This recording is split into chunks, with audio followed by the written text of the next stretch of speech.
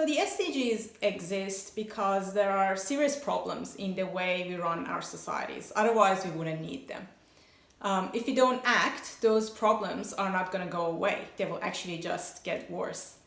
The current COVID crisis that we are facing today is really a strong evidence that human health, the health of our economy, financial health, and the health of other species and the environment are deeply, deeply intertwined.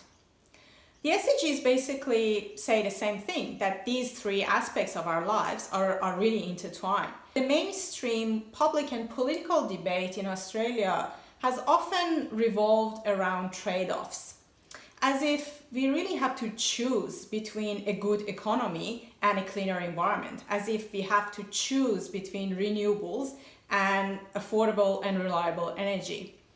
And as if this choice is a binary choice, it's completely black and white.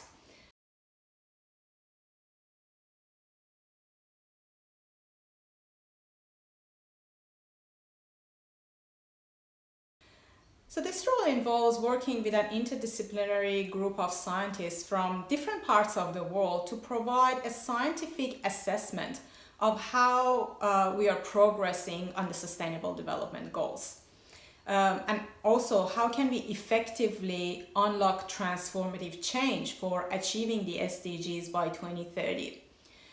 This scientific assessment report is due in 2023, and by then we'll only have a few more years left to achieve the SDGs. So this report needs to really provide clear guidance on how to accelerate positive action and also critically assess where we are lagging behind and why is that? Why are we lagging behind? What are the root causes of inaction or negative action?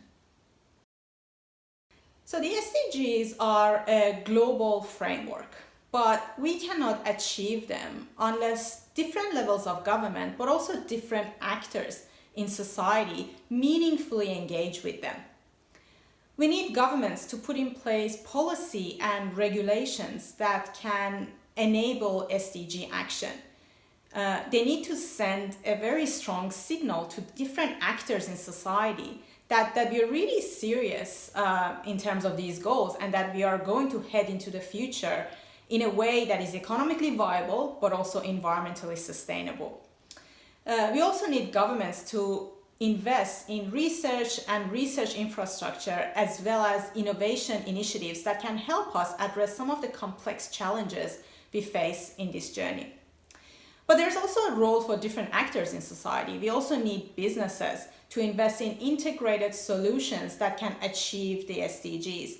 And they also need to really reconsider their investment models, their business strategies, and identify where are the areas where transformative change might be needed. And we know, and there is ample evidence that those changes will actually position them for long-term resilience and success. We also need universities as another player in our society to really show leadership on SDG action. Universities are educating future leaders, so making them understand and helping future leaders understand what the SDGs are and what they are for is really critical. Also, SDGs have a very important role to play in terms of developing solutions through their research in addressing the Sustainable Development Goals. But I also think they really need to step up in driving the public debate on Sustainable Development Goals and help everyone really understand why is it significant and why is it really urgent to achieve the Sustainable Development Goals. And at the same time, everyday citizens, all of us, we need to be informed, engaged, and active. And not only support the SDGs through our behaviors, through our actions, but also demand action from our decision makers. So really, in a nutshell, we need transformations across different levels of society, and this transformation can only be achieved through distributed leadership. So by transformation, I mean fundamental change in the way we think, in the way we act, and in the way we organize our societies. And I tend to use transformation as opposed to incremental piecemeal change. So the disturbances really caused by the current COVID crisis has opened a window of opportunity for us for building a society that is economically resilient, that is environmentally sustainable, and that is socially inclusive. But we need to remember that this window of opportunity is not going to remain open forever.